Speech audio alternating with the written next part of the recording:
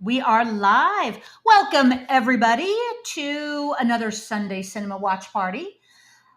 Today, we are all of one mind. I am your host, Sharon Ak, and Ak Pazuzu Ak is my co host. We are of like mind. Welcome, Pazuzu. Good evening or afternoon or whenever it is in your part of the world, little people. Little people, why can't we all just get along? We're going to be throwing out quotes like crazy. This is a very quotable movie. Um, so, our sync point today is right before or right at the Warner Brothers logo. We don't want to miss the spaceship animation as it comes in. So, I am about 3 to 4 seconds into the movie itself. So, whatever copy you may have, we're going to be right at the Warner Brothers logo. And so, without further ado, Pazuzu Akak. I have my indifferent physical media copy where Warner Brothers couldn't even be bothered to put a trailer on the disc. Really? Is that an older one? It's only ever had the one Blu-ray issue. Okay. I mean, it's had two different covers, but the disc has stayed the same, with special features that would include animated menus and subtitles. Well, there you go. But then I guess when something bombs at the box office, maybe they can't be bothered to put the effort in afterwards. Yeah, and so so we'll get into all of that. Hey Pazuzu, let's do a countdown. If you want to count us down for the movie, we've got a lot to talk about. Okay. Let's jump right in. On the count of ack. Ack, ack, ack, ack, ack. Okay, there you go. Luckily, if you have your Martian translation dictionary, all it is one word, and it will translate it accordingly. I believe that when they wrote the script, they didn't know what they were going to do with the Martian dialogue.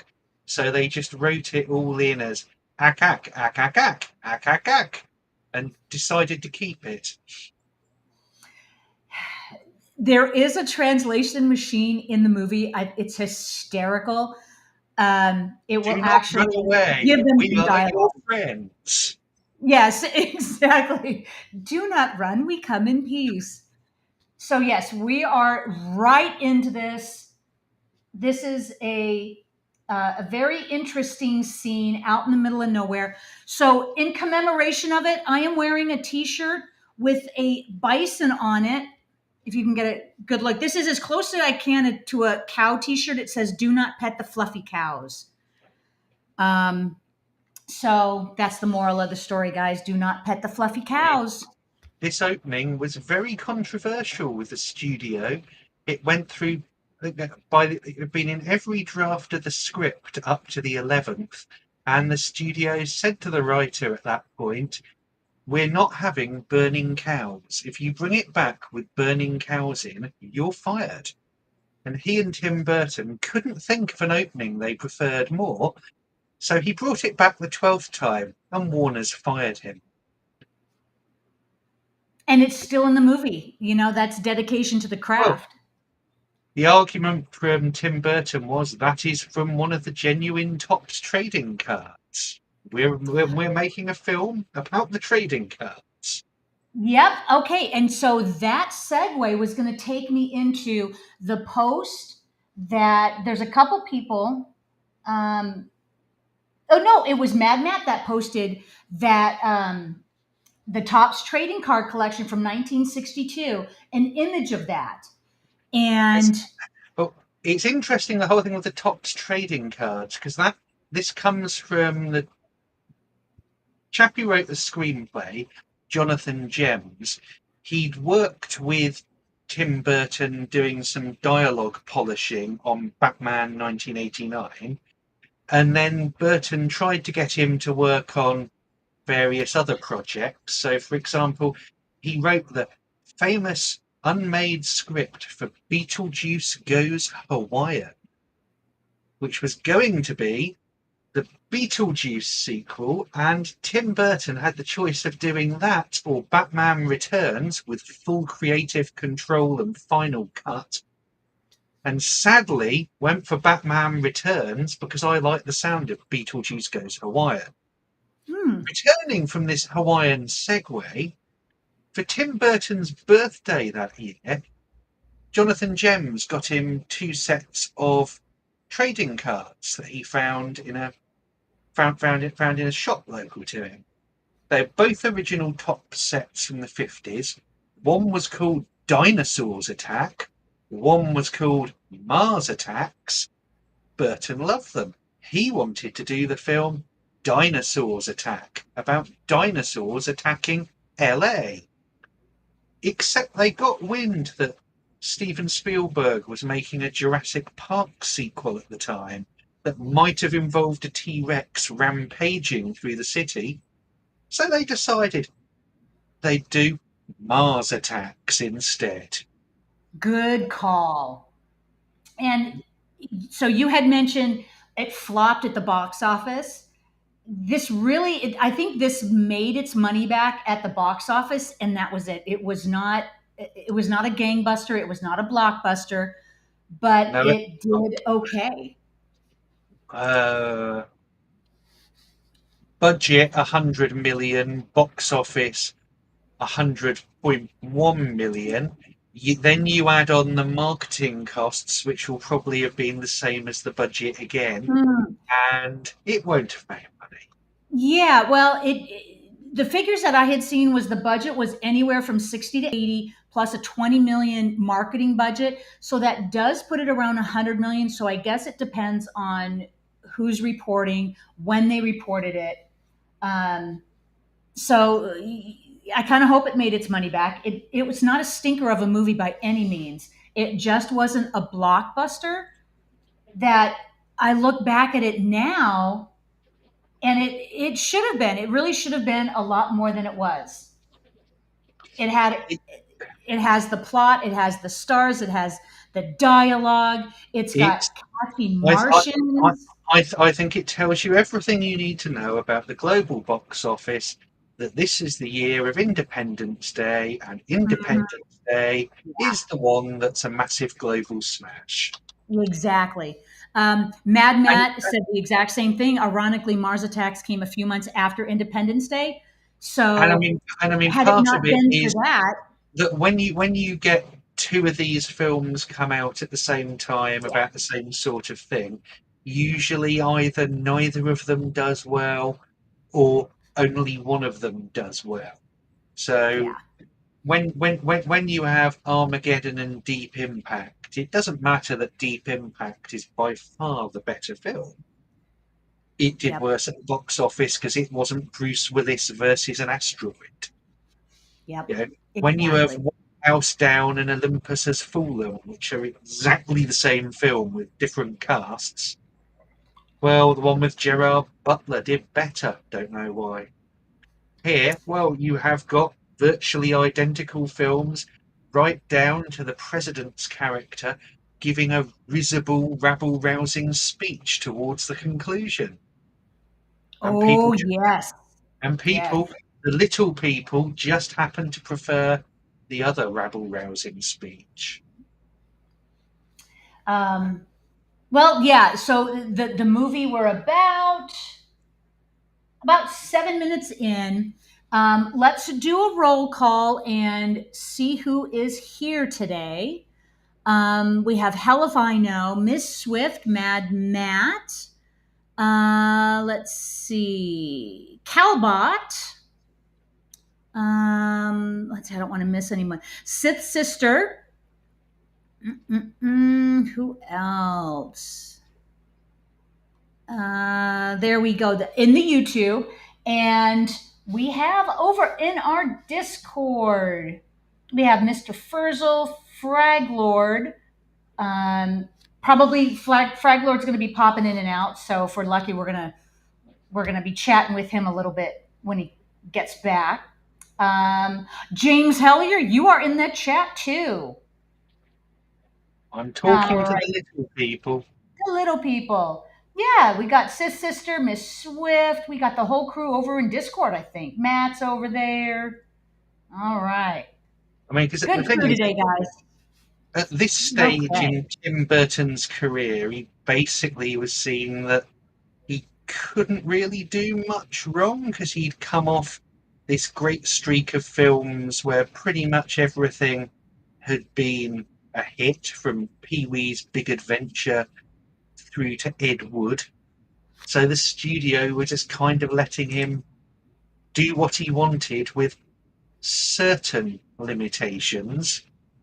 I mean, one of the obvious things you'll have noticed right from the start is there's a lot of CGI in it. There is. Originally they wanted to do stop motion for all the Martians and the aliens, and they even built miniature versions of the sets so they could do that. Except they worked out that to do it stop motion, it would cost an extra $120 million. At which point the studio shut down production and told Tim Burton to go away and think again. He was running into the same problem when he did Nightmare Before Christmas. Um, the stop motion was eating up the entire budget. Yes, Matt, Nightmare Before Mars Attacks. So there is a correlation. But When he I did think Nightmare, it the was the same particular thing. thing with the Martians then is the fact they had the glass helmet on, which meant to adjust their facial expression in every frame, they'd have to take the helmet off each Martian, adjust the facial expression for that frame, one of 24 a second, put the helmet back on, shoot that frame, take it off, move the Martian's face, put it back on, and then you kind of have 30 odd Martians or something in a scene, and it started to look very, very, very expensive. And it is very expensive. No doubt about that. Okay, so in the chat, um, Miss Swift was mentioning Pam M. Effing Greer. Yes, Pam Greer, Jim Brown is in it. Who else have we seen? Jack Nicholson. Um, Glenn Close, uh, yes, Glenn Close. We have a young Natalie Portman, Martin um, Short, Martin Short, Pierce Brosnan. I mean, you name it. Tom Jones. This is Tom. Not yet. Tom Jones doesn't. I'm really disappointed. What this movie needs is more Tom Jones I think they and should have just, after this, they should have just done some sort of musical action movie with Tom Jones as a with star. Tom Jones, I would and have maybe in the watched sequel. Tom Mhm. Jones, a fawn, a squirrel, an eagle Yep. together fighting crime. I'd have watched the hell out of that. Absolutely. Helifino is asking, wonder why Jack played two roles in this flick. He plays Uh, I, the real estate I can mogul and the actually president. answer that. Yes, go ahead. Basically, when Tim Burton was casting, he wanted Jack Nicholson in it, and he sent him a copy of the script and said, "Which role would you like to play, Jack? You can do whatever you want." And Jack wrote back and said, "All of them," because Okay. Jack Nicholson's idea was that he wanted at that stage to be like Tim Burton's muse and be in all of Tim Burton's films, or even be like Peter Sellers and have multiple roles in each film. So they came up with the idea of giving him two roles, the president and, well, the other one. And the other one, the real estate Art tycoon Blay. in Vegas who wants to house the Martians. Well, they got to live somewhere. Um, yeah, gotta love that attitude. Mr. Furzel over in Discord has a really good point. I like that this film rides the line between old fashioned 60s kind of aesthetic, like from the trading cards, but it also seems modern without appearing anachronistic. Well, a lot of the things like the military uniforms you see the officers wearing, they're all 1950s styled uniforms rather than contemporary ones. So it is deliberately sort Yeah. of harking back to the 50s sort of Ed Wood type aesthetic. Yep. Yep. The most annoying thing about this movie is that dog, that little yip yip dog. That That's is all it did the actually whole movie. Tim Burton, or it was Tim Burton's pet dog.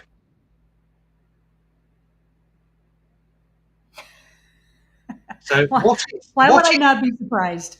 what it says about his relationship with his dog, that it ends up having done to it what's done to it. You know what? Which brings up a good point. This movie was what came out in 1996, and that's what, almost 30 years ago. Is there anybody here that has not seen this movie? Is this their first time? Because we could, we're kind of holding back on spoilers and plot points. But with a 30-year-old movie, if everybody has seen it, we can be a little bit more generous with the plot points because there are some juicy bits coming up. Mm. But yeah, I do wonder if is this anybody's first time? Oh, Joe Don Yeah, Baker. well, yeah. These celebrities are just popping up. Jack Black, and of course, these all of these actors in this scene are well known. They're just not superstars. I think Jack Black, maybe. I think I don't know if he's I considered think a this superstar. might actually have been Jack Black's first film role.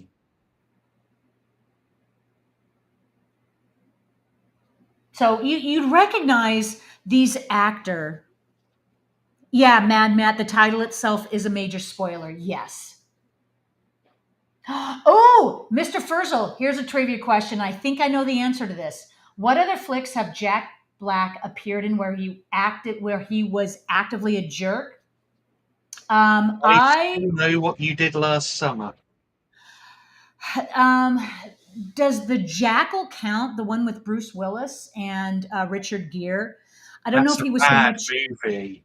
It was a bad movie. I don't know if he's necessarily a jerk so much as um, a hoodlum type character. Oh yeah, here's Pam Grier like a badass mom. Miss Swift saying high fidelity. Again, Spotlight, yes, it is. Pam Grier was called by Tim Burton and asked to audition, and she kept turning him down because she had to look after her sick dog. And so he called her back and said that through her determination to look after her pet, she proved herself ideal for the mother who would do anything to protect her children. This is a great role for her. Yeah, it kind of art is imitating life. Mad Matt is saying Danny DeVito has top billing, but only 2 minutes of screen time. Yeah, literally, he's on screen for just a couple minutes. Okay, Mr. Furzel, he was thinking of Never Ending Story Part 3, which I had never seen, so I didn't know Jack Black was in it. Martin Short being the creep that he is in the movie. Absolute sleaze. He's in the White House, has the president's ear, press secretary, and yeah, uses it to pick up chicks. In fairness, this was the age of the Clinton White House, so it fits. Yeah, a lot of us were around for the Clinton White House. Um, I'm actually old enough where I remember. Oh boy, who do I remember? Um, oh wow, I remember Reagan getting elected. A little bit of the '70s, but yeah, from the '80s on, I remember all those presidents.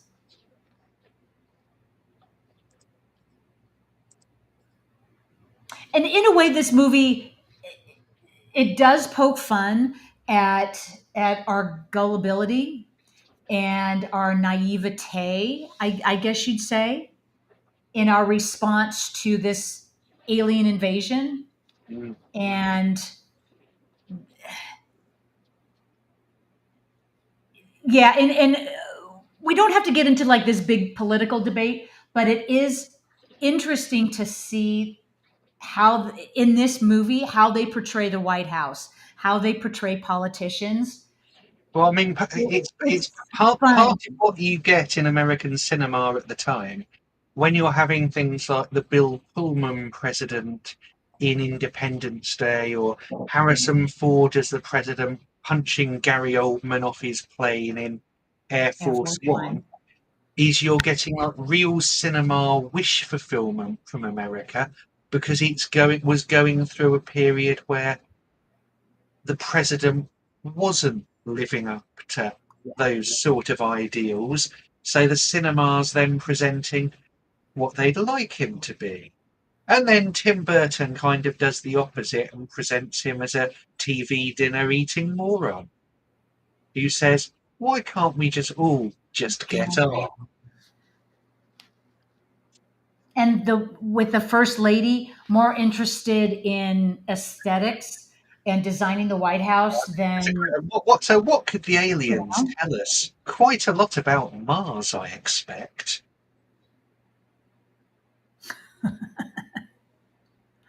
oh, Miss Swift, Ray J as the son of Pam Greer's character. So Ray J is one of the kids.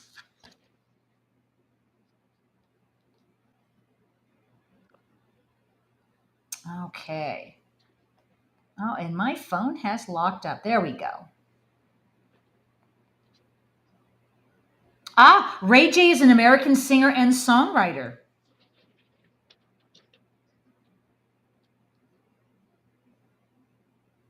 So this was probably one of his first appearances. Oh, Mad Matt, yes. Mirroring the egg chairs in Men in Black. Now that's an alien movie with a twist. Men in Black.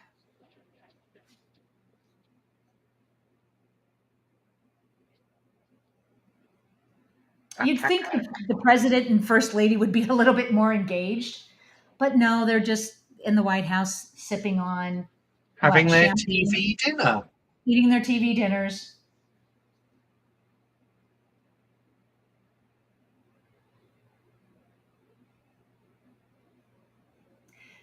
So, okay, so my subtitles, They just say they, unintelligible alien language.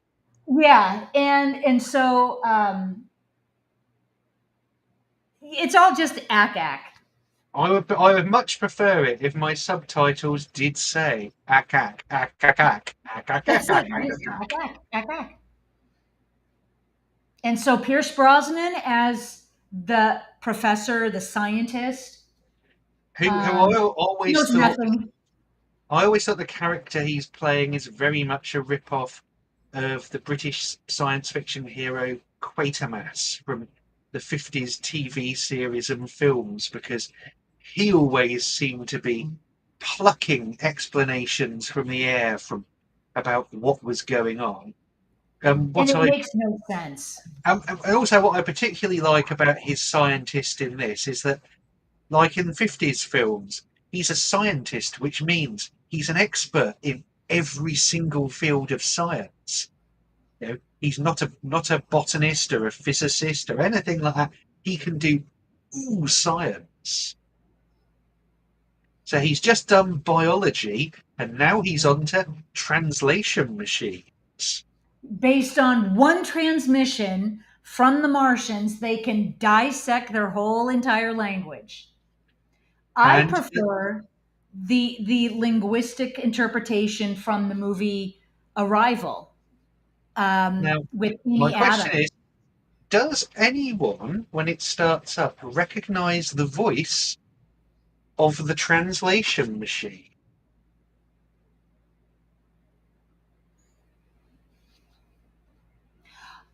If I rewind my movie, I bet my because I rented this on Amazon, the X-ray on the left hand side of it would probably tell me.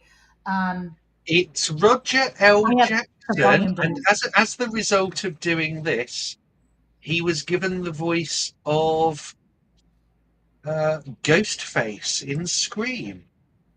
They decided you are our Really? ideal voice changer guy. So yes, when he finished saying "Do not run away, we are your friends," he got to say, "Do you like scary movies?" Oh, very interesting.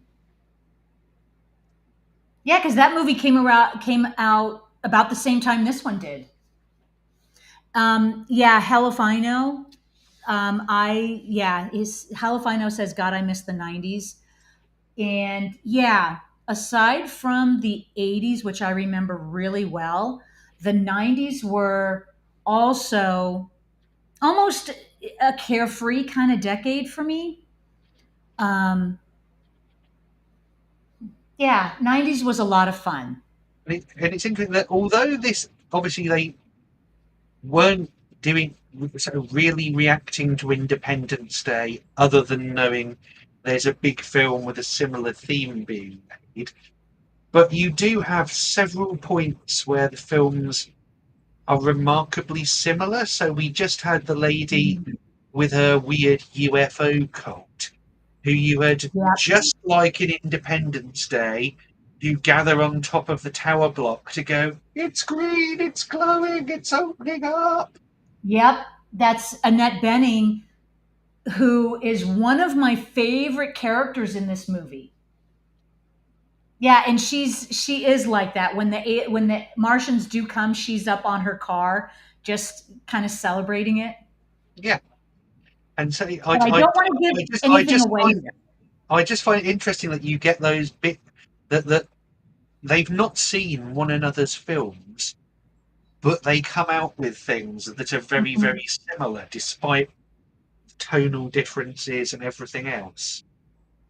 Because obviously, the way they came up with the story for this is Tim Burton and Jonathan Gems threw the trading cards down on the floor, picture side up, and just kind of picked up the ones they liked and arranged them to try and create a story. And what neither one actually realised is there's a text story on the back of each trading card, and if you put them in order, you have the story of Mars Attacks. So they didn't actually need to invent one themselves. It was the story was right there for the taking.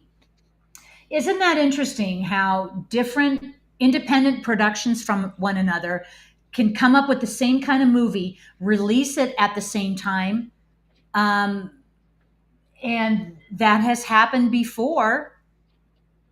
Well, And we said yeah, we just had a discussion. Either both of them are elevated, or usually they both tank, or there's some kind of mesh that goes on, and the audience just finds what they like the best anyway.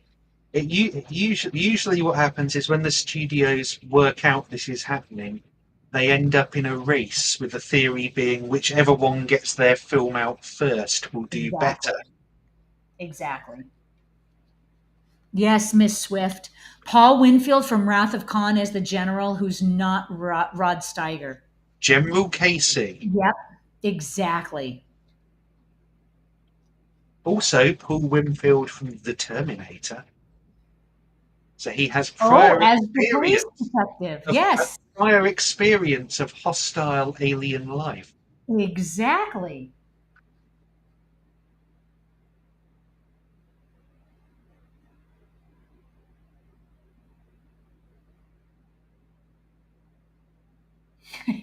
He does play about the wishy-washiest president.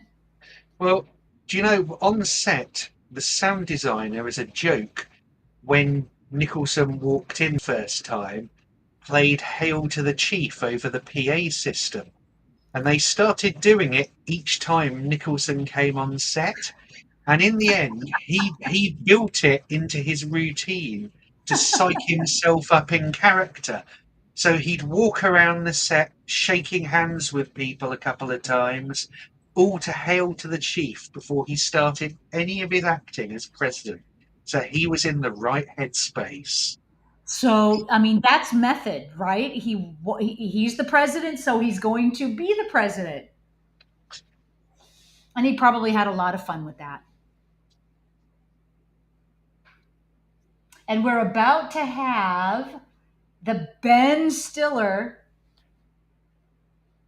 cameo and Well, Slim Whitman. we also have the appearance of something that later in the film is going to save mankind. We just saw the image of Slim Whitman. Yes.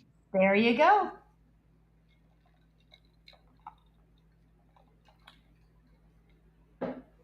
With his Indian love call. So who had asked? There was a question in the chat about the donut shop. If anybody had been to that donut shop. Um, so this takes place in Kentucky. They were in Kentucky, right? And that donut shop, I think, was actually filmed in California, I believe, because they had all these different sites that they were filming on. Um, but yeah, if I'm not mistaken, Lucas Haas's characters, his family's in a little podunk town in Kentucky. And so we have a setting in Kentucky. We've got, the White House. We've got Vegas. Where else? We've got all of these in Basically, play. the settings come about because they wanted to have the president responding to it, so that means you've got to set it in Washington. Yes. They also wanted a bit of sleaze and glamour, so that said Las Vegas.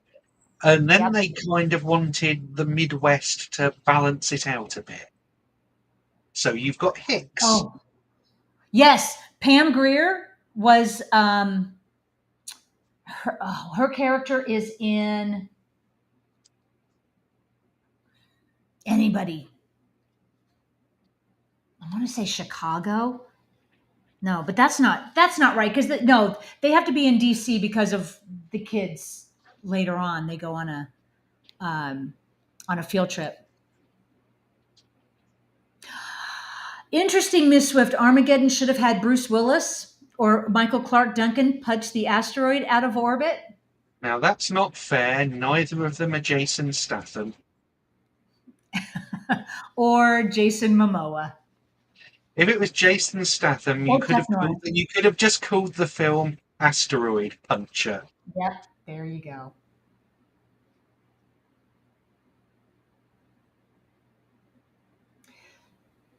So, just for a moment, I want to talk about um, the CGI of these Martians and how far the industry has come. Because I had a very interesting experience this past week with AI. That's where we are in the industry these days. There's a lot of emphasis on AI. I am from the era of practical effects, which then gave way to CGI. And I thought there's nothing that can top CGI, so we all have to live with it. CGI has its place. Now AI has kind of taken over, right? And we see this a lot on these content creators on YouTube to the point where we don't know what we're seeing, if it's real or not, online or anywhere. We just don't know. So I had this experience where, for this channel and for the watch party, or not the watch party, but the live stream I did yesterday, I wanted to make a logo for it, something different from this watch party. So I went on AI for, shits and giggles, and I gave it a prompt to create a logo. And it did. AI just created this logo for me. And I just had the worst sinking feeling in the pit of my stomach I'm like, this is where it comes down to. All I have to do is type or say a few words and it will create everything for me. How lazy are we now with AI doing all the work? So guess what? I scrapped it and I'm going to go back and just create it myself. And I'm now looking back at the CGI, from the 90s, from the early 90s, CGI in the 80s, and have this new appreciation because back when CGI was actually an art form, it was an art form. People had to learn how to do it. You had to put the time and effort into creating it. Um, and so, is that where our world is going to sink to with this AI generation where we don't have to do a darn thing? I don't know. That's my spiel. Um, and that's my spiel, and I'm sticking to it. So, no AI here. I'm not going to get sucked down that rabbit hole. It's got to be putting the time and effort into it. Welcome to Earth.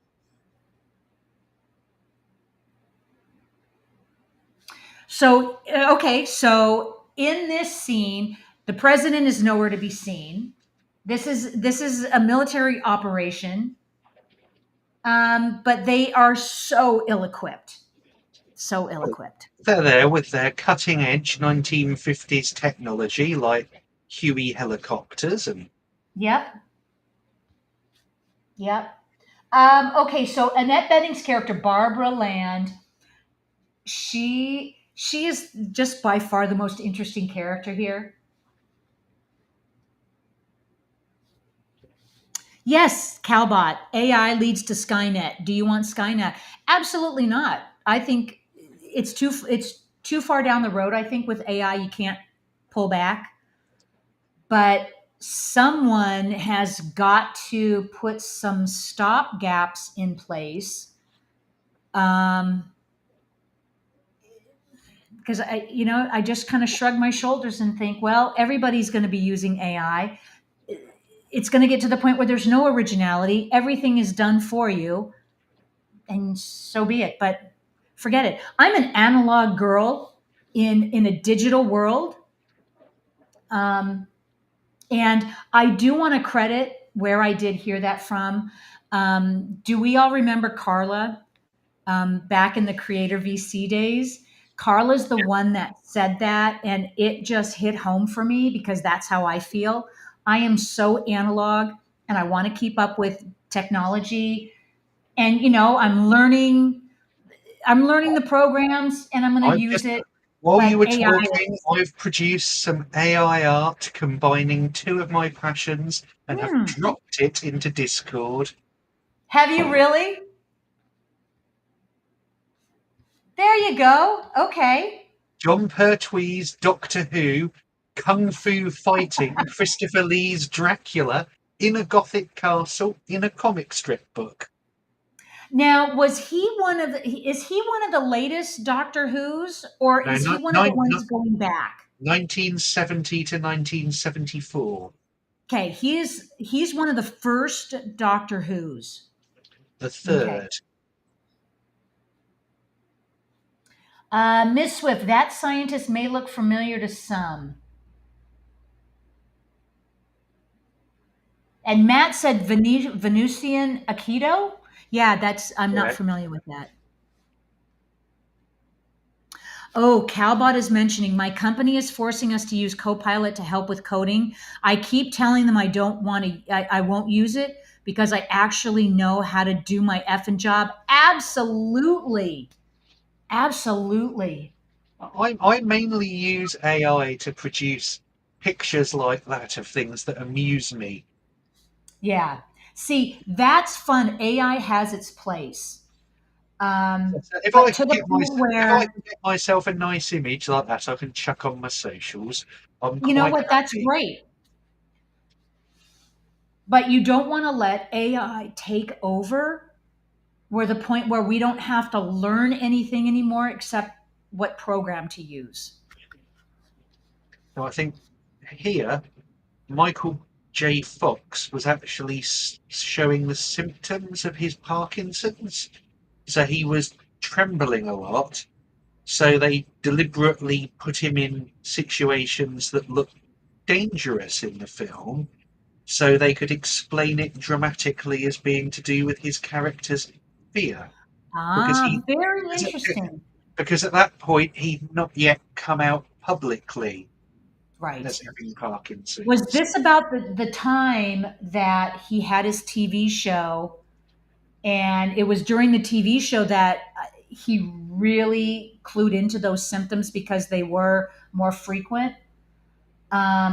And I think it was the early 90s he had his TV show. Yeah, basically, this is the year that he started Spin City.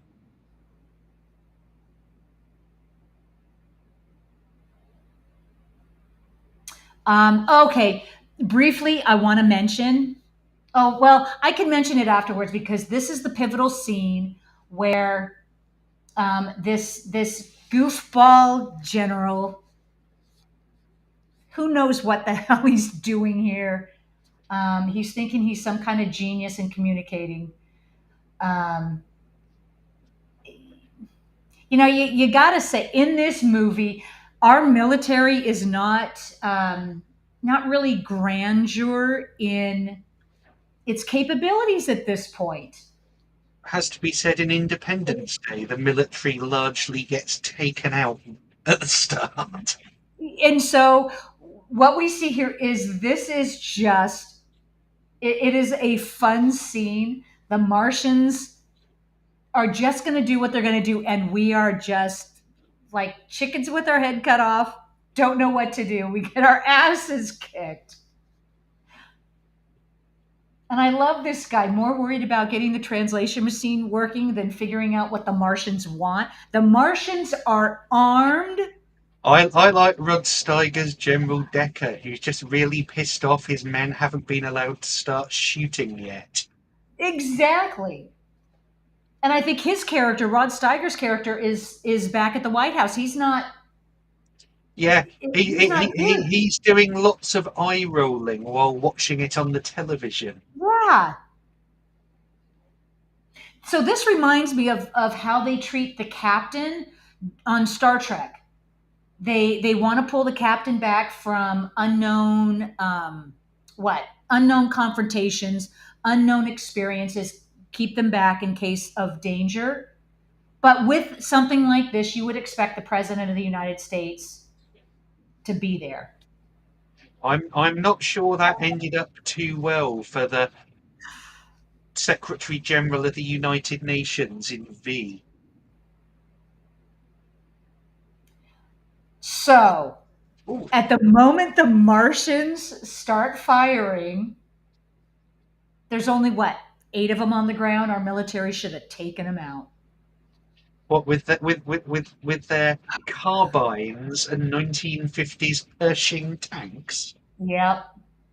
But the whole theme of this was just Tim Burton showing the lighter side, the comedic side of life, and he nailed it.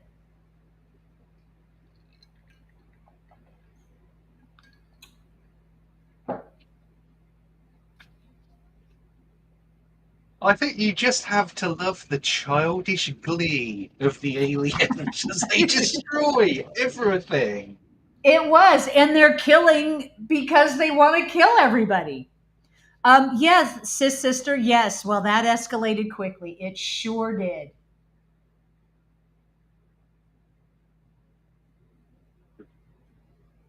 And And Michael if J. Fox is getting his heroic moment. yes, his and yeah, like it will not end well for him or anybody else here. So okay, so also my subtitles have Sarah Jessica Parker. Her name is Natalie, right? Not Nathalie. Nathalie, Nathalie, is it Nathalie? I kept thinking it was Natalie, not with an F.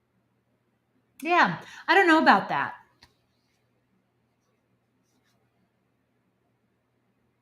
But there are a couple characters where there's no resolution other than getting killed.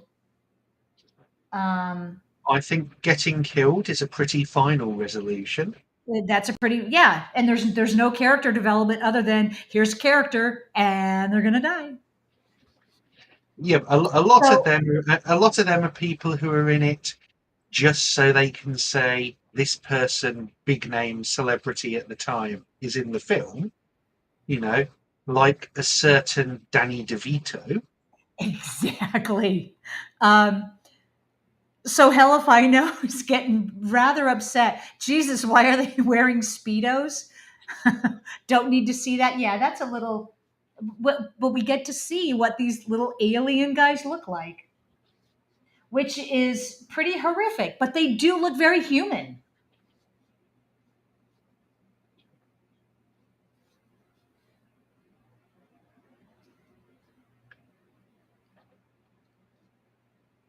Ooh, so Matt is saying, okay, They, Miss Swift said Mars needs moms. The answer to Mars needs women is Earth girls are easy. And Miss Swift is saying Earth girls are easy was last night's House of Svengooly's movie. I thought Svengooly had retired, but I guess is he still out or is it a rerun?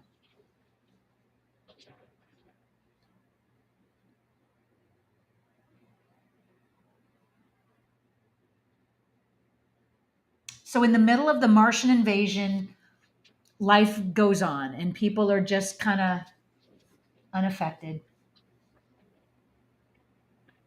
not really sure they needed a whole coffin to bury Jack Black. And I'd, I, so I would have I thought bet he was disintegrated. even a shoebox would have been a bit big for his remains.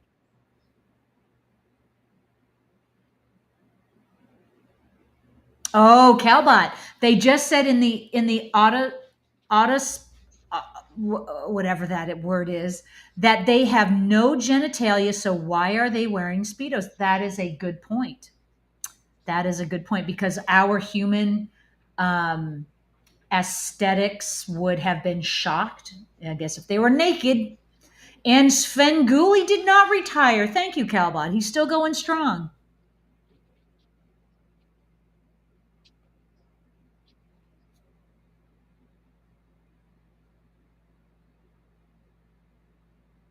So was it ever explained why they're separated? Why he is in Vegas and she's not? He's just over there working, or are they divorced?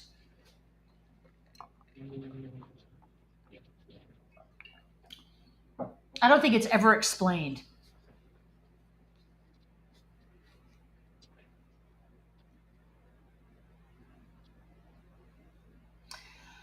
I could be mistaken, but did Pierce Brosnan take this role just to say he was in a Tim Burton movie?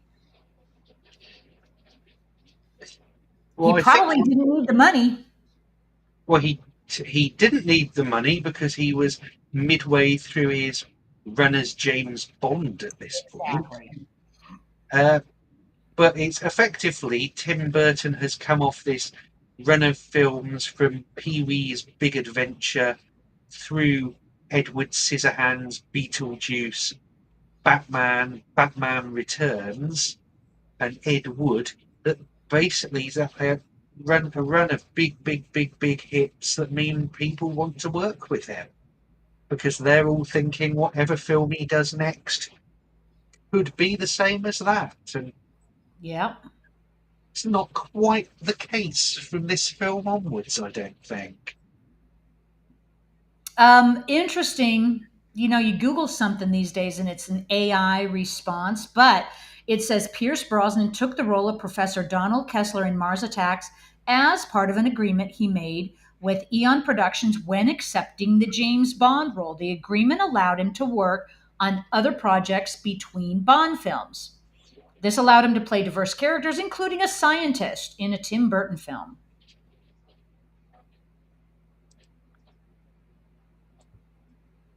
But that doesn't really get at the why. Was he a fan of Tim Burton?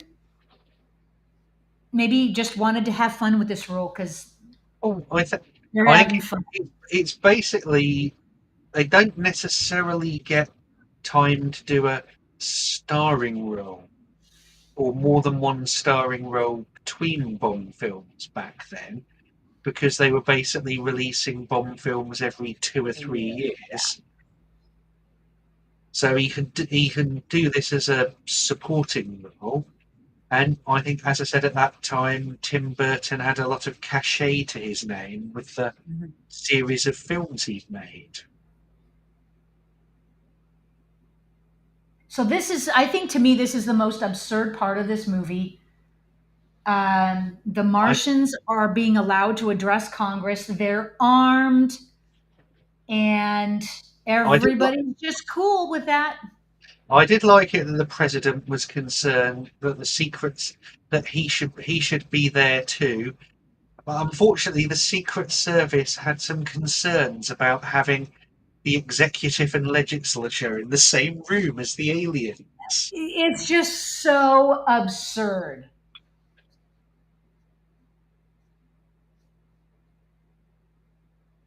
But what you see here is Congress is just a bunch of old white dudes, which is comedic in itself.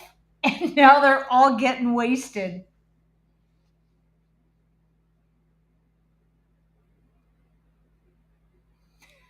Which, okay, so here comes one of the best lines of the movie where we hear Grandma.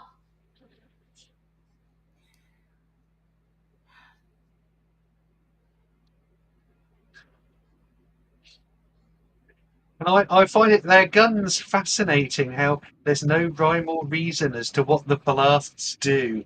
They might turn you into a red skeleton, they might turn you into a green skeleton, Yep, they might turn you into dust, into they might dust. make things explode. Yeah, yeah. Hell if I know. Yeah, that's a good point. Why would they let them go in there armed? It's just because of the whole absurdity of this movie and this laughable uh, what uh, how Tim Burton presents us as a country, our leadership is just so absurd. We just kind of have to go with it because this would not happen in real life ever. Yeah, Miss Swift, good thing there's a designated survivor. It seems to be the president at this point. Gentlemen, don't fight in here. This is the war room. Nice of you to come on short notice. Where else would they be except fighting the Martians? Hello?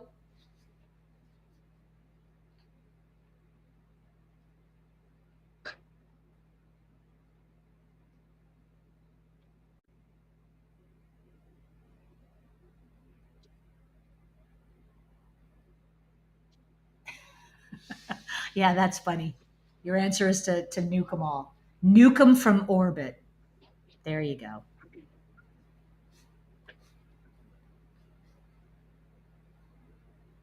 We are already at war. Nuke them! Nuke them now!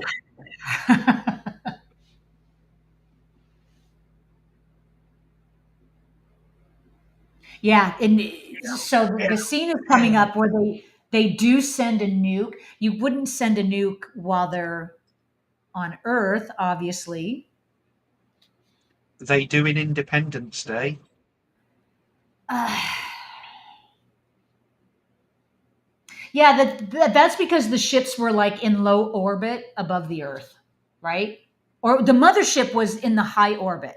The other ships were in a low orbit, and I don't think they had a It choice. still strikes me that trying to nuke their ships that are over all of your cities isn't a very long term survival strategy.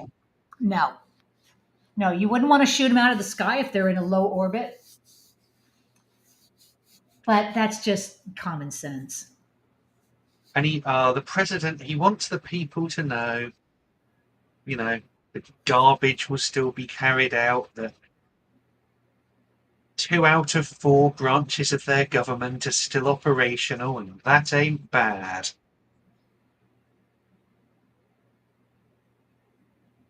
And there just doesn't seem to be any sense of urgency with them.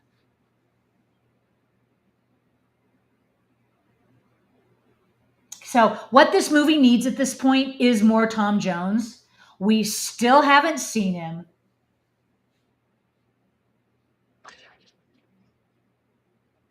but we will. To be fair, when Tom Jones does turn up, he basically takes over the film for 20 minutes. Yes. And they're probably the best 20 Yes. minutes, especially the last couple. Yes.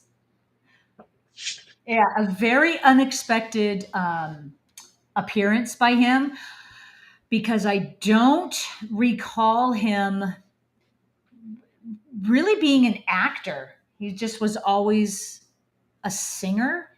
And I think He maybe wasn't. he had cameos every now and then, but Basically, at this time, he was being paid 25 grand a day to perform at Vegas, and he had kind of reached out to it via his agent to Hollywood, saying that he just wanted to do something else.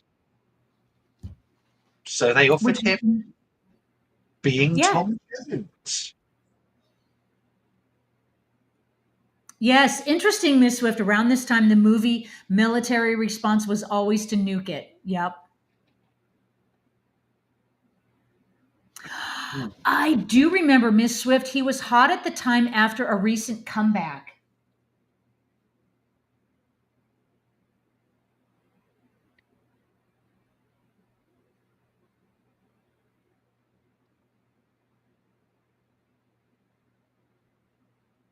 Well, I mean, I presume 25,000 a day is a pretty good day rate for a singer at Vegas. Yes. 30 years For ago. Tom Jones, his caliber, he can draw the crowds. Now, this sequence that we're going to get actually makes no sense at all within I any know. form of story whatsoever. Because why would the Martians want to infiltrate the White House? Why would they have anyone that is about infiltration and spying? That's not what they do. They turn up, they have an evil look on their face, and then they blow the crap out of everything and Yeah, laugh. That's what they do. absolutely. I couldn't agree more. Their MO up until this point is just to go with guns ablazing and do Oh, what they want. oh, they effectively rely on mankind to be stupid enough to invite them down repeatedly. Yeah, well, this could be them having a little fun, knowing this guy, this smarmy little creepy guy, would do this.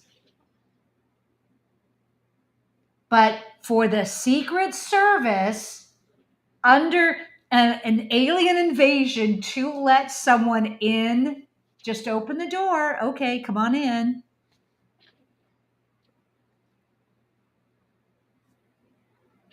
I also understand that wig Oh, was so heavy that she could basically only wear it standing up for about 10 minutes before feeling her neck was going to break.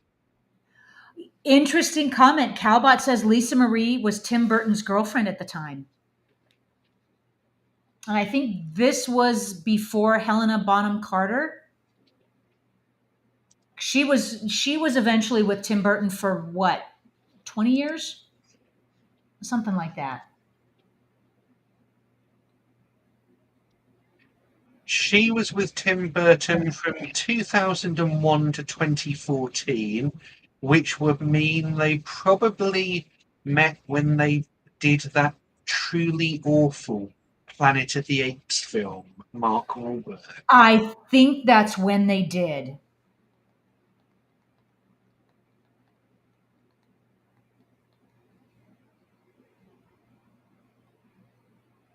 Yep, they met in 2000, Planet of the Apes. That is a bad Hmm. movie. Bad movie. Yeah, I think we've talked about that before. In See, reference to Planet of the I Apes. love the 60s and 70s Planet of the Apes Mhm. movie cycle. So finally getting to see one in the cinema and it being that was such a disappointment. Miss Swift said he also cast her in Sleepy Hollow. She played I, Ichabod's mom. That I was a think good that movie. I think the her we're referring to there is Lisa Marie. I think it's been a while since I've seen Sleepy Hollow.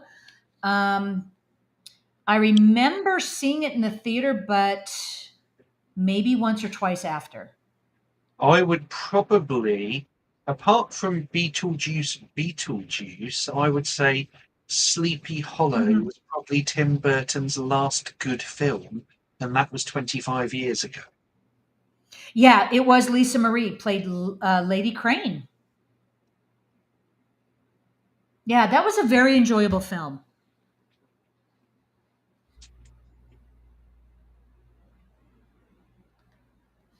Oh, Cowbot was saying I like Tim Burton's Planet of the Apes.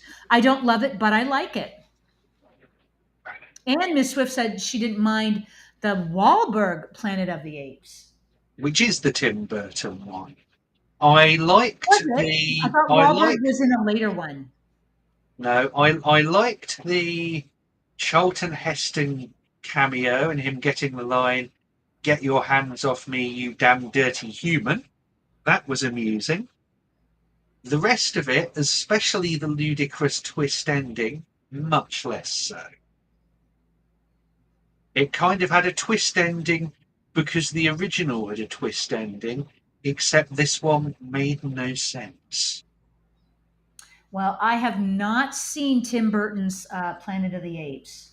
My advice is if Probably watching the won't. Planet of the Apes movies, to skip from Battle for the Planet of the Apes straight to Rise of the Planet of the Apes. Mm, But the okay. I originals, just, oh, go ahead. I'd say, but the 70s cycle of movies, I think they're all good. None of them are as good as Planet of the Apes, but they're still all good. Okay, so two thoughts. I love in this scene how an alien can just walk on into the president's bedroom and start shooting, and And, it takes Secret and Service what, 30 incinerate the seconds. presidential dog. Yeah, this is so funny. And also, let's see. Hellafino is asking, did Danny Elfman do the music for this one? Yes, he did. He did the score for this. Yeah, they'd made up. He and Tim Burton had a falling out after Batman Returns, so he had who was it? Howard Shaw do Ed Wood, Mhm. but they'd made up by the time they did this, so he was back. Yep. And they have collaborated on quite a few. Miss Swift, I might be thinking of Planet of the Apes prequel with James Franco. Yeah, that might be at the one in what came out in 2011, which Yeah. then it kind of rejuvenated the franchise. And there was three or four in that time, and those were pretty good. Well, their one came out just last year, continuing that sequel. Um, Kingdom of the Planet of the Apes. oh, okay, maybe I've heard of that. That was really good too.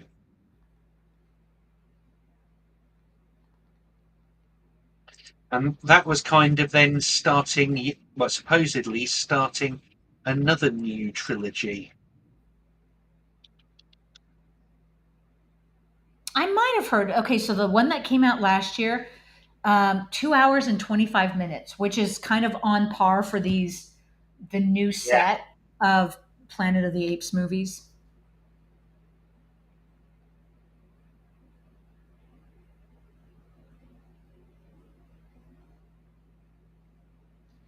Boy, man, the Martians are taking over. We've got about a half hour left of this movie.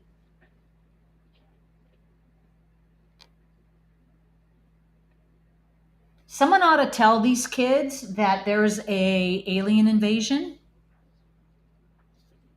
Yeah, Mad Matt, that's a good one. The Rise of Skywalker of the Apes.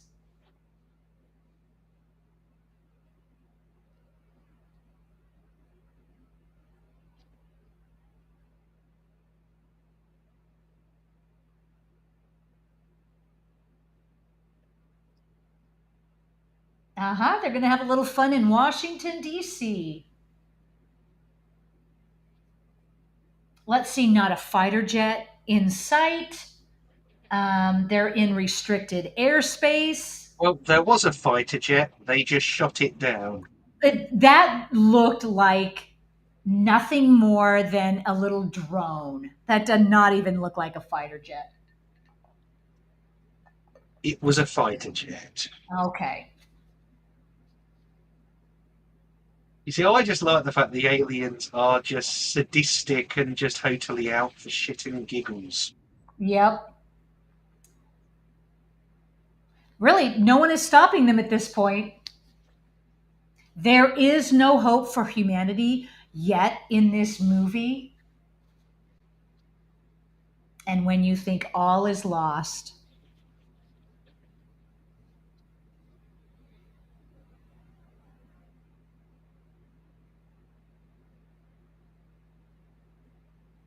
how did an alien Martian get in the White House? Again, It joined the tour.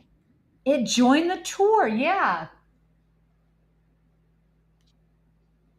They came through the broken window. and just came right in. If this really is how the Secret Service is, there is just no hope.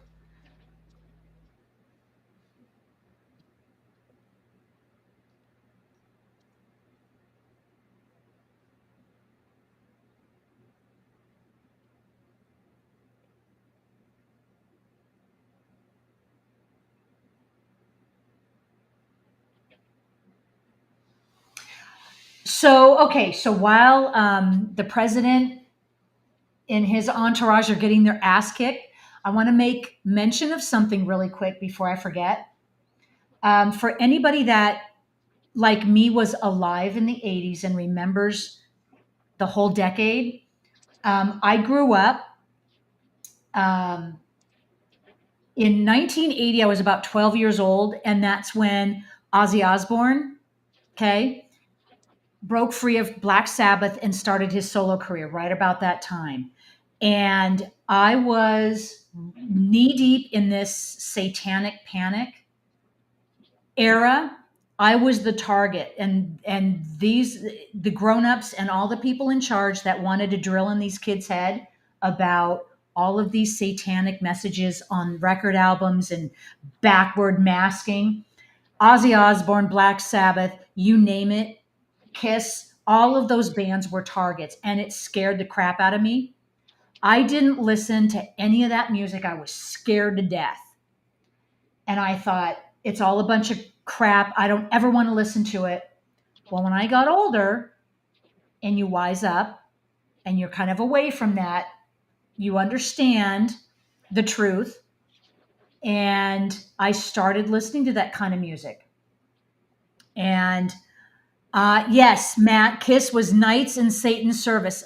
This was all drilled into my head. I was a stupid kid. I didn't know any better. And so hearing Ozzy die a couple days ago, it was just really sad. I don't know who else remembers him in his heyday and his kind of his health issues, his fall from grace kind of thing with his health issues from Parkinson's. Um, and it just really hit me. But then it took me back to the decade of the 80s where it was so overblown, and it led, oh, here we go. Here's Tom Jones. We're about to get to the best bit. Well, The best bit, Tom Jones on stage. But anyway, where I was going with that was I listened to what the grown-ups were saying, and so everything was demonic, everything was satanic. But as a grown-up, looking back, it's no different than grown-ups telling the kids of any age, your music sucks because they have no talent. You just wait, listen to the music from my generation. So I can, as a grown-up, I started to appreciate hard rock bands and realizing just how hard it was to make good music. Um, so yeah, and that's the kind of music I do listen to these days because there is this appreciation that I didn't have before. Um, Even Tom Jones, I listened to Tom Jones. I didn't listen to him when I was a kid because he wasn't cool, but he's cool now. Well, if you listen to the albums that he does now, they're nothing like sort of the pop music he would have been famous for at Vegas. Yeah. He's kind of very soulful ballads and things, and Yep. stuff with quite biblical roots. Yep. And he has new backup singers here, and they also appreciate his music. The original backup singers were his backing singers from Vegas in real life. Were they? Yeah, So thank God the Martians didn't take him out and I turn just him like the into fact that ghosts. girls, get out, get out. Yep. All right. So now the gang's all here. Um, and Danny DeVito is going to get his 2 minutes of fame and fortune.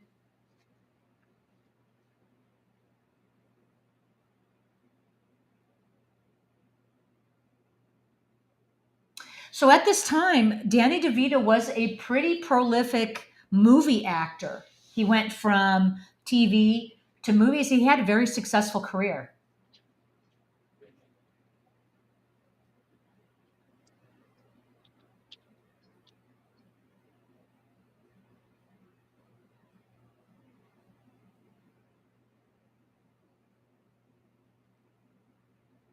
And so, yeah, we have a random collection of people in Vegas. And it makes me think of Dom, who's out there still in Vegas, I guess.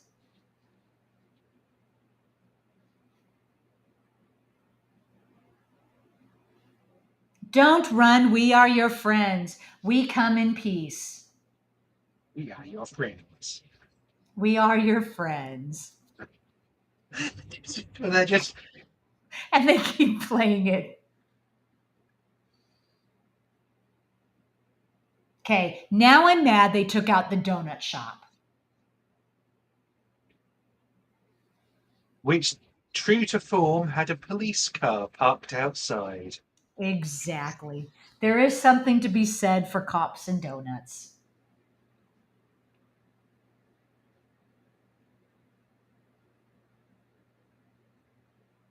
So the absurd part is this hillbilly couple with all of their guns.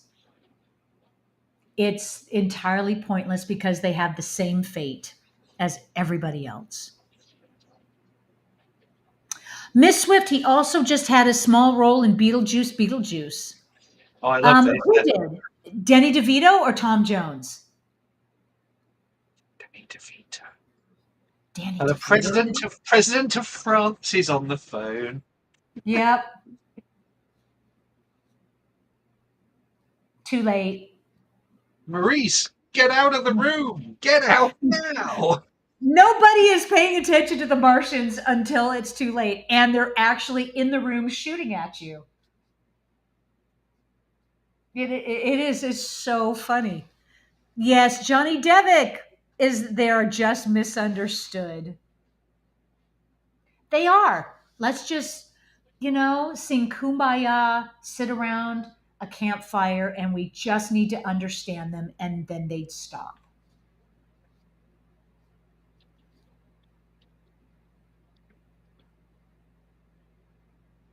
I think the president's given up.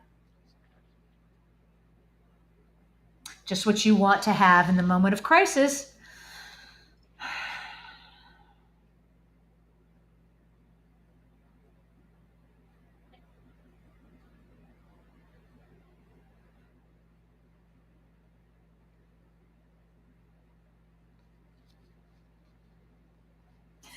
Hell if I know. Macron. Yeah, he's the current president of France. Oh, so okay. Maybe I ought to watch Beetlejuice. Beetlejuice. I've been holding off. Yeah, I don't know how I feel about that after all of these years to now bring a sequel in. And I think we talked about this. What was it, last week or the week before, with Spaceballs 2? I just I don't know how I feel about it. Oh, hell if I know. I don't want to watch it. Oh, it's like a TV movie. So I think in order to keep the whole legacy of Beetlejuice intact, I won't watch it because I'll probably just be kind of pissed off.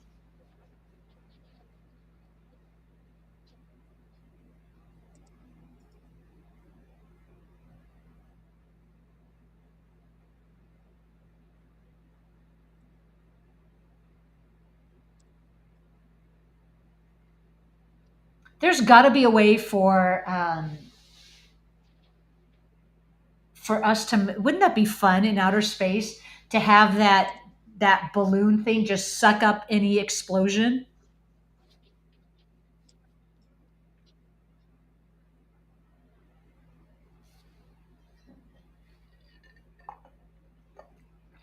Oh no, there goes Big Ben. Oh no. Which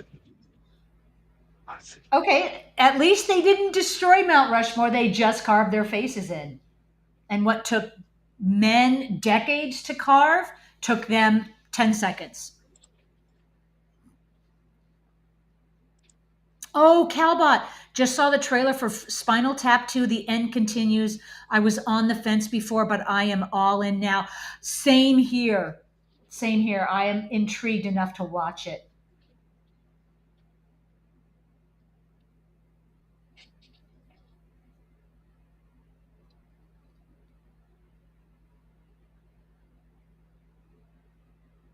Yeah. Johnny Devick's Spinal Tap is just so crazy. Yes to seconds. Um, yeah. I mean, I could see that being a success. So the live stream I did yesterday, I would be very interested to do again because there's so much good content that's going to be released later this year. I want to revisit it. Um, don't know if we're going to be able to do it every week, but I'm certainly going to bring that live stream format back, and we're just going to have a free form discussion. Um, yeah, I think Spinal Tap, that's coming out in a little bit. Is Spaceball 2, is it coming out this year or next year? I can't remember.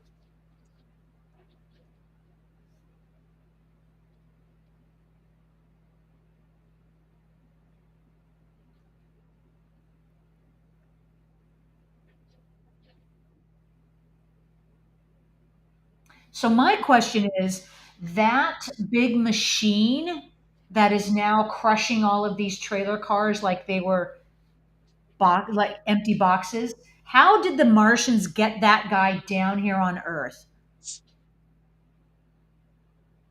I'm just kind of curious. If did they send it down in a spaceship?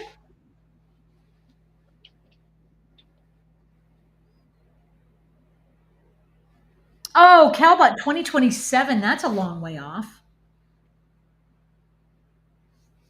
Yeah, I was hoping for something sooner.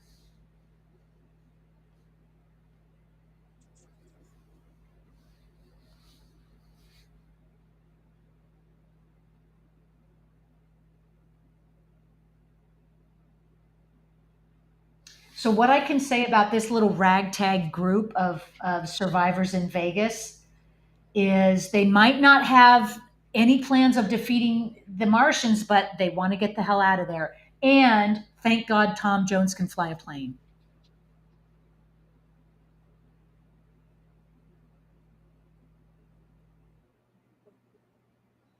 Oh, he shouldn't have told the Martian he was a lawyer.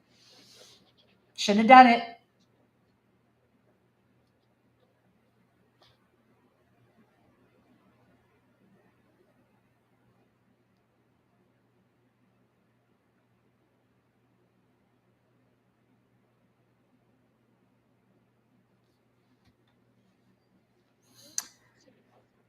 Okay.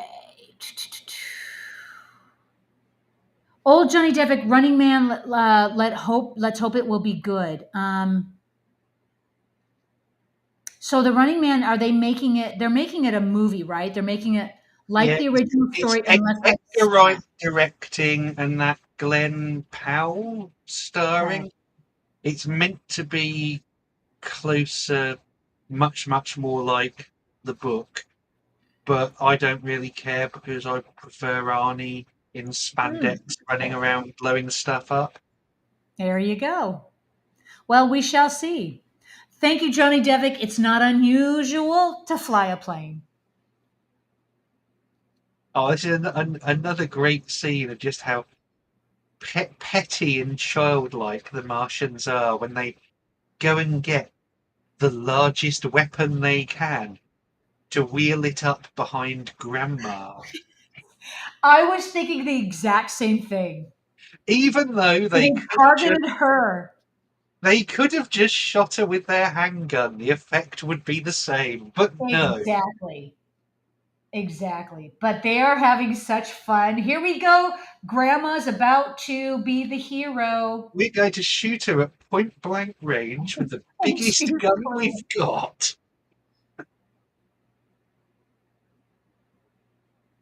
Oh, Um, the absurdity of that song, if you listen to it for too long, it could give you a headache. And she doesn't even realize there's this ray gun pointed at her head.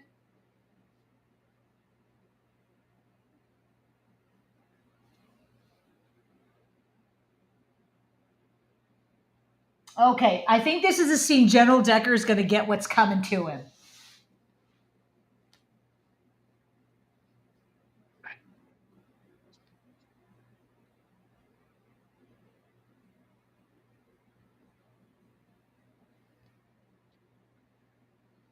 Yeah, yeah. these Martians are very technologically advanced. We could have learned a lot from them if they weren't just hell bent on killing us all. Oh, um, okay. So Calbot is saying I had the same reaction to the Slim Whitman commercials on TV as a kid. And Hell if I Know is asking, wonder if Slim Whitman's sales went up after this flick came out. I I bet you. I bet you it did.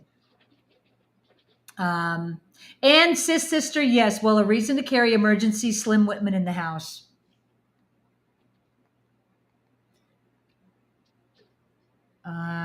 Song after We are Mars. human beings. We have the United States Army.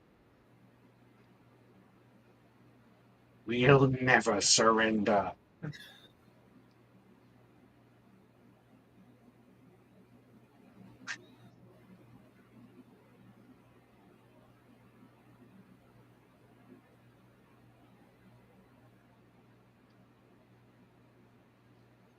Yeah, I wonder if this song had a resurgence or Slim Whitman in general.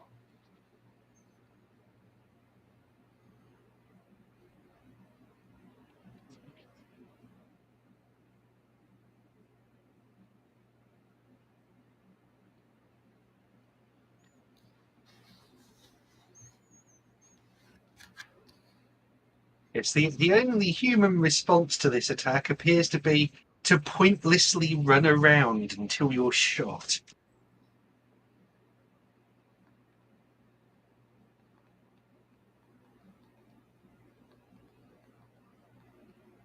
Little people, why are you doing Y'all this? just get along. Isn't the universe big enough for both of us? Oh, he's so calm.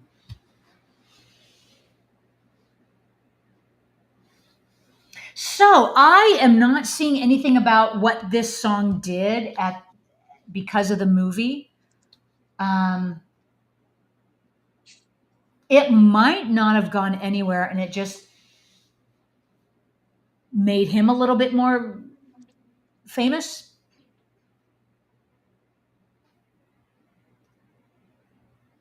I did hear when season 4 of Stranger Things came out and they used Kate Bush's song. The song was a hit back when it came out in the 80s, and it shot to number one again after it showed up on Stranger Things. But I can't say the same for Slim Whitman. Don't think it happened.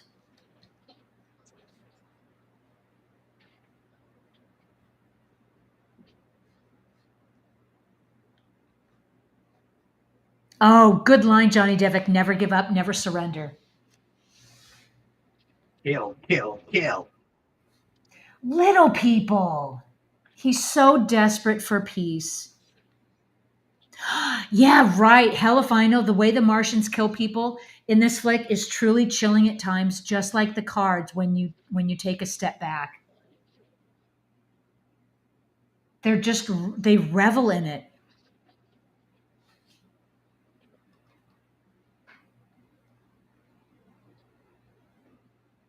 I just love the idea that the Martians have come prepared with a president slaying hand weapon Yeah, very for interesting. just this sort of occasion. And his hand grew back. I just noticed that.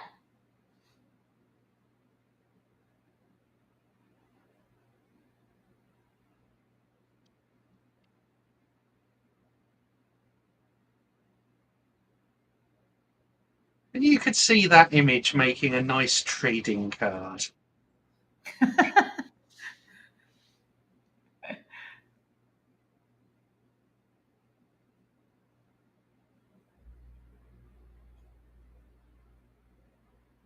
Don't run. We are your friends.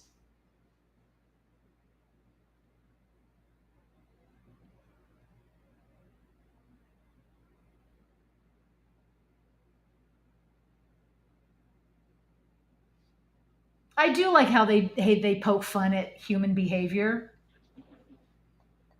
There are some people that are just kind of clueless at times, and they would buy that. We come in peace. Well, at the very moment they're shooting you in the face.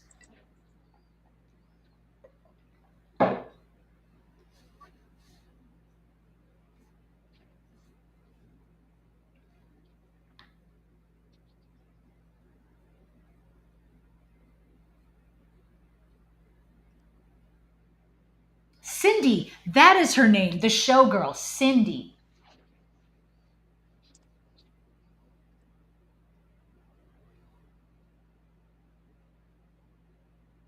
So, for anybody in the know, can you just walk into a radio station and broadcast your signal like that?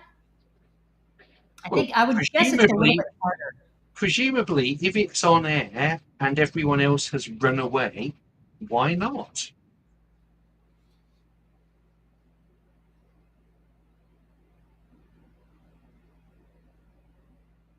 Oh, he's a badass. This is a fun scene.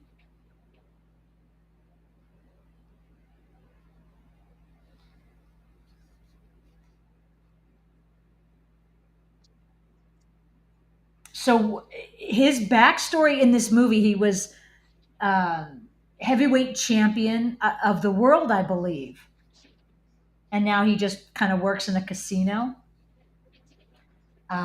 But the Martians, I love how they either they knew he was a boxer or they appreciate his determination for hand-to-hand combat.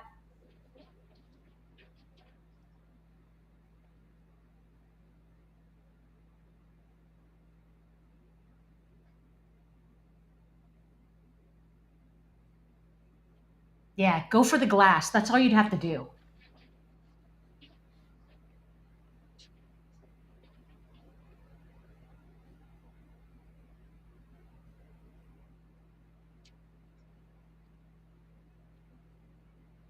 Who knew Tom Jones could fly planes? So Johnny Devick, as long you got a transmitter, it's just to turn it on. Yeah, you're right. Especially if no one's there, the radio station is still on. Um, yeah, Johnny Devick is saying a local broadcast, sure, but for a national net, it would be trickier. Yeah.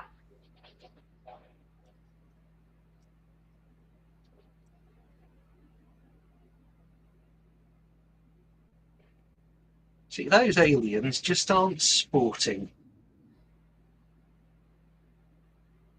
Yeah, there comes a point where it's just not fair anymore. The one on one is great, but yeah, but they're just not nice Martians.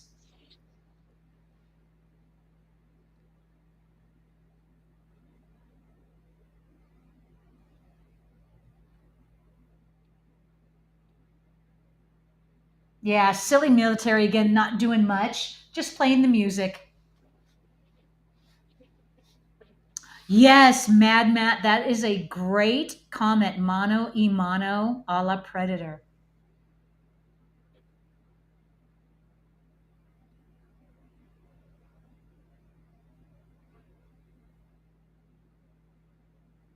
So, if that was the only way of defeating an alien invasion, is playing that song over and over again, how long would you be able to listen to it before your brain exploded? I wonder. It's a Long, fun song, I think but longer than the Martians because they appear to manage about 5 seconds. about 5 seconds. Yep.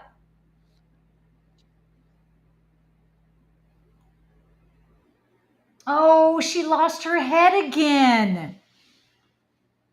I hate when that happens.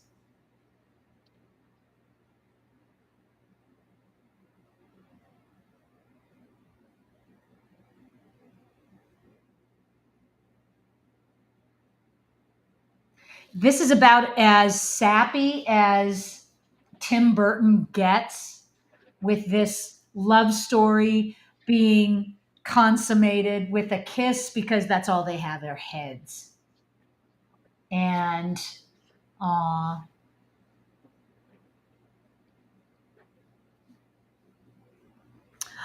Johnny Devick, I hope Musk's Mars mission doesn't anger these guys, right? That would be funny. Yes, because as Matt says, heads will roll.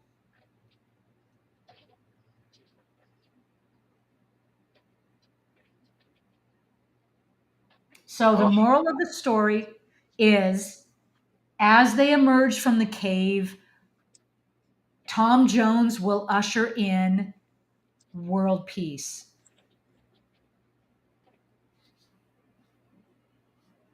Nice symbolic dove, I guess. And he can now talk to the animals.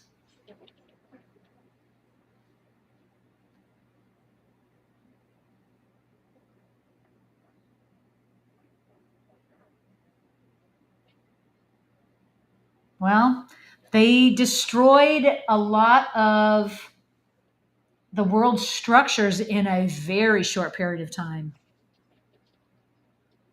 well, all of their tourist holiday photos were pictures of them in front of exploding landmarks. Yeah. So they Oh, like took I a little said, vacay and so blew so everything the up. presidential line of succession has been reduced to the president's daughter, So that's just to show how far down they've had to go. with the presidential mariachi band. Exactly. Just kind of makes you wonder who's in charge now. I vote Tom Jones. I would.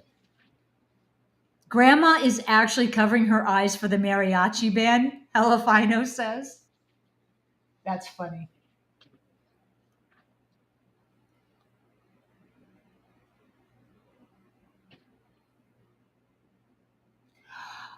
You know what? This is a new beginning. They can start over however they want because you got to assume every world government has been decimated at this point.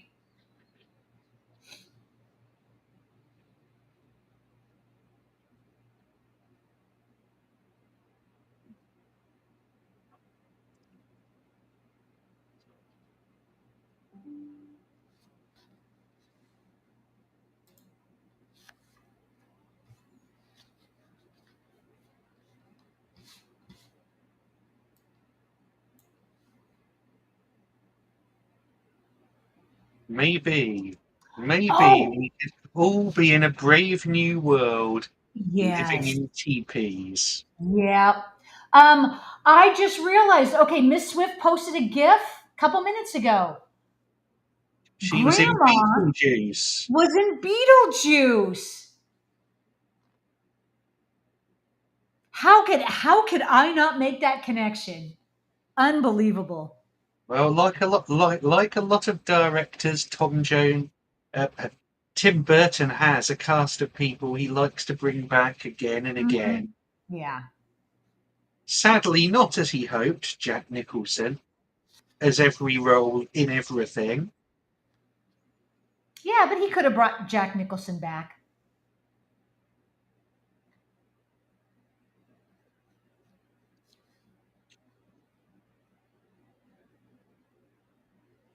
So I'm guessing as the Martians were dogpiling on him, that he either was so badass he got them all, or somehow the music reached him and the Martians' heads exploded. I don't know. I'm leaning towards he's just such a badass. He kicked their asses, All while wearing a skirt. all while wearing a skirt. And now, the eagle.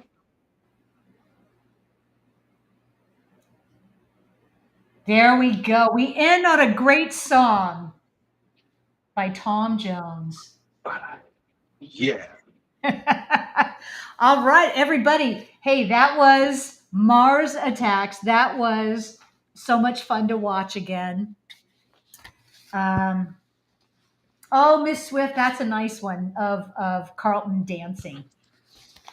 Nice gif over there. Um, and let's see. So, all right, let's jump into what we got coming up here the next month. I don't have a logo or anything for the next month's movie. So if you all just want to write it down, I might post something on YouTube just to keep track of this. As everyone is posting these gifs of dancing, yeah, you feel like dancing. So okay, so if anybody hasn't realized it yet, James has become sort of my permanent co-host. Um, unless something comes up that he can't be here, that I think we're just going to continue this regularly. So as of the end of August, you said, James, you're not going to be here, right? I believe just 18th of August, I think is I go away for a week. Okay. So August 24th, I'm not going to have a co-host. So if And you want to, probably the 31st as well. okay. Yeah. And so we'll just, for the next couple weeks, we'll just plan on that. Okay, so if everybody's ready to write some movies down next week, I smiled when Matt made that reference to Predator because next week we're going to have 1987's Predator, the first one. I am convinced in my head for some reason that we have already done that movie. Um, but I know we had done Predator 2, but I still think along the way we had done the first one, but I checked and we haven't. So, Predator, the most homoerotic movie ever made. ever made. So that's the one we're going to do next week. That's August 3rd. August You 10th, we're going to be what? you will wish that Dutch and Dylan just got to elope together rather than go on that mission and live There you a go. happy life together of There you go. bodybuilding and mutual male admiration. Exactly. You know what? I appreciate that movie. Um, and so Calbot is saying, I still don't really like this movie, but I don't hate it as much as I did when I first saw it. I think Calbot, because you were watching it with us and we have such a fun time commenting on everything. Um, and Miss Swift says, I appreciate this movie more now than when I first saw it. So there you go. Okay, so first of all, next week we have Predator. The week after that, on August 10th, we're watching The Mummy from 1999, one Uh, of my personal favorites, Brendan Fraser, action sci fi. August 17th, we're going to be doing District 9 from 2009, which is also an action alien sci fi movie. Um, August 24th, hold on to your hats. This is one of my all time favorite movies, X Men from 2000. That's the one that James, you're not going to be here to co host. So let's shout out anybody who wants to join me for that. Raise your hand, speak up, do we? or let's just I ask. don't think we. I don't think we mention Brian Singer anymore. I think he's been cancelled. But you know what? Back in 2000, I saw this in the theater about 5 times, have seen it so many times since then. It is one of my all-time favorites, and I think it's time that we visit because it's not a 2.5 to 3 hour movie like a lot of the Marvel movies are. That's one of the main reasons why I'm staying away from Marvel. Is they are just so stinking long. Um, so anyway, there you go. I've got some really fun movies lined up for August, and that will kind of wrap up our summer schedule. We're going to jump right into September, and we'll be ready for it. So there you go. Thank you, James, for being here today. Thank all of you for sticking with us today, and we'll do it again next week for Predator. So queue up your copy, and same place, same bat time, same bat channel. Would Predator be improved if, after the nuclear explosion at the end, Hmm. Tom Jones emerged from the jungle, held up his arm, and a bird of prey landed on it, and then the band struck up? I tell you what, if anybody can create a background logo of that, not using AI, okay, let's just say not using I might try to learn how to create an image like that. Whoever can create an image, I will post it in the background of our live stream. How about that? So all you got to do is, if you can create something like that, email it to me. Um, my email, which I don't check that often for this channel, is actually on the YouTube page. I have it posted there. So there you go. Um, so I love you guys' comments. Helafino is saying, get to the watch party. Um, there you go, guys. So we'll see you all next week. Thank you, James, for being here. Yes. Bye, And all. just remember, it's not unusual. It's not unusual to do anything. All right, all. Bye bye.